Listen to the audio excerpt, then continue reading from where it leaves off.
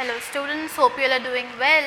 Today we are going to start part 2 of our unit number 5, that is agriculture sector, from which we are going to get 4 important concepts for the intermediate public examinations. Now let us start with our 6th concept, that is MSP. The full form of MSP is minimum support price. The word itself is saying the prices must be minimum as well as supportive. The term MSP, minimum support price, itself is saying that the prices must be minimum as well as supportive. Let us see what is the exact definition. So MSP is fixed for major agricultural products. It is fixed for which products? Major agricultural products, means which are very important agricultural products, which are fixed by the government every year. That means government every year it will be selecting some agricultural products on the recommendations of CACP.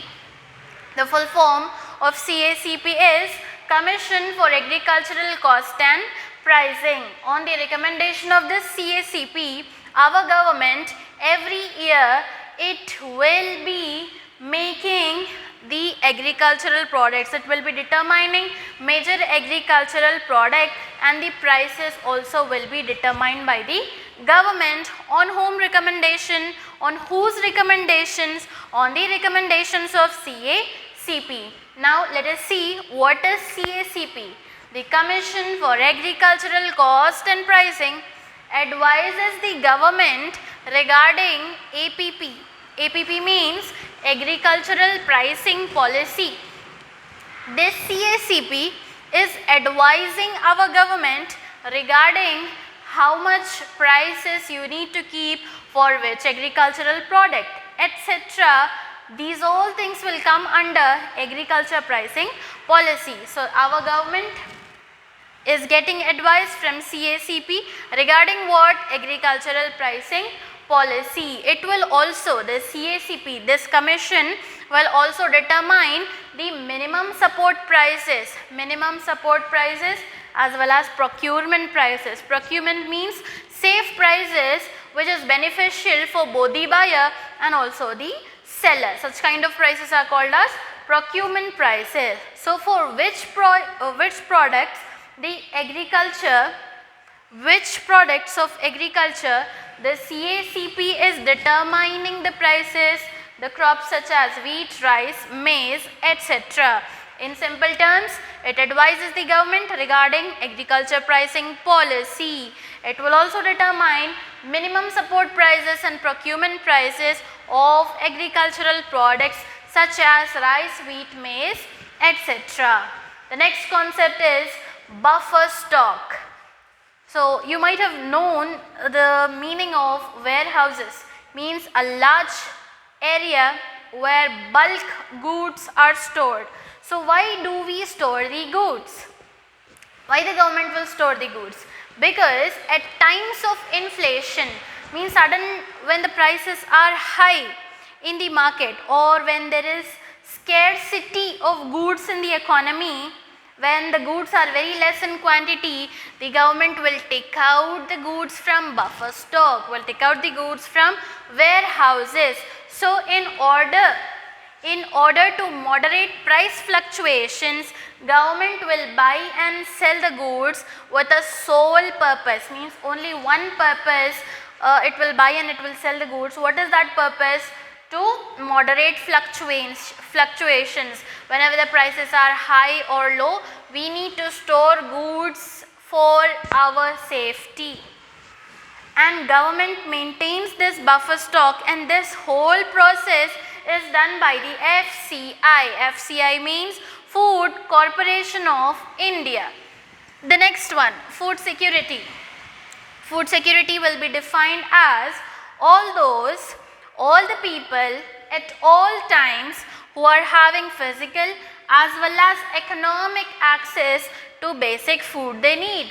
Means whatever the basic necessities are there with respect to food, we must be having physical access as well as economical access we need to have for basic food. So all people at all times having physical and economic access to the basic food we need is known as food security. Then the next concept is food security legislation. This have been started by the government of India on July 5th, 2013.